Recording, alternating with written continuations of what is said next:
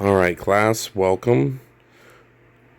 Today we're going to talk about drawing the human skeleton, which is a very challenging drawing. Like, no matter how experienced you are, like myself included here, I can still find it challenging. You need to start by abstraction, simplification. Large, big, sweeping areas. You can use your pencil to actually measure in the air, looking at the skeleton to find the planes after you have simple shapes built up. Think about spacing, measure. So I can use my thumb and the tip of the pencil to see how large the head is, the neck, and the rest of it. Find the median line. The cross on the face is good. The eyes will be right at the line, the horizontal line, or right below it. And then up in this corner, you can actually do a thumbnail if it helps. This is done in charcoal. You can see I'm blocking out the negative space so that you push the background back and pull the subject, the skeleton, forward. Okay, you can keep building it up. Charcoal is a very awesome media. It is very loose, and you have to keep adding structure. With this yellow manila colored construction paper, it will hold it. It has enough tooth or grip, and you can build it up and eventually refine the form. You can stylize the shadow. You can stylize your line work. Sometimes things just need a little bit of accent.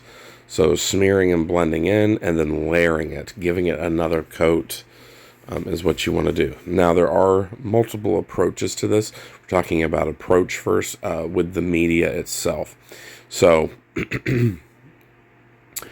what I would suggest is 1, 2, or even 3 of these media, but always start with pencil. Okay, so here's another view. You can see a thumbnail sketch up in the top right corner. I know it's a little hard.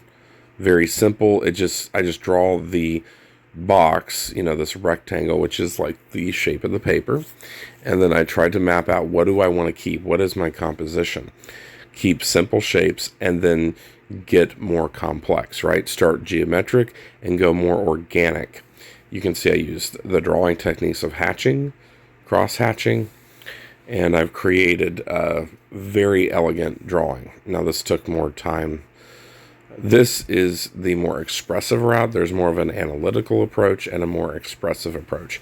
Now, I mean, technically, this expressive approach is still analytical. You can see that I've scumbled, the scribbling method, and you can still see that it's refined itself as it's went.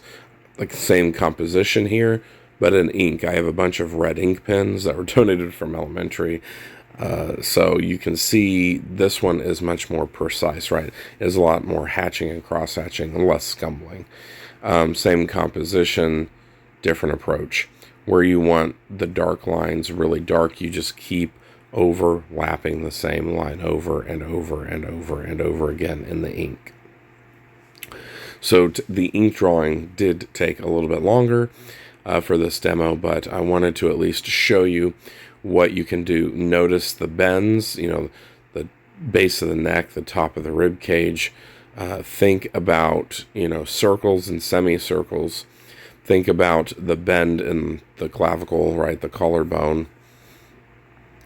Pay attention to the jawline. So here's the actual skeleton in the room. I have another video superimposed here. Here it's shown by the kiln, but I will move it out. I have tape on the floor so we can get it out the same time every day. Try to not touch it. Keep it in the same position. If you're drawing a hand, don't just isolate the hand. You can do the entire pelvis, right? Do everything that's around it. Look up maybe. Look from behind. Find a new angle. Try to show both feet, not just one, right? The spine is really intricate, so I'd recommend a challenge if you're pretty good with this, or if you just want to challenge yourself. Notice how the jaw is thicker from below. So going from a rough sketch, I'd still start with an abstracted, right? And an abstraction means simplified, right? Stylized. Map everything out. On this demo, I'm going to work in pencil first and then ink pens. I'm going to try to use a couple of different colors of ink pens to kind of differentiate it, but I'm going to keep it more in an expressive type of quality.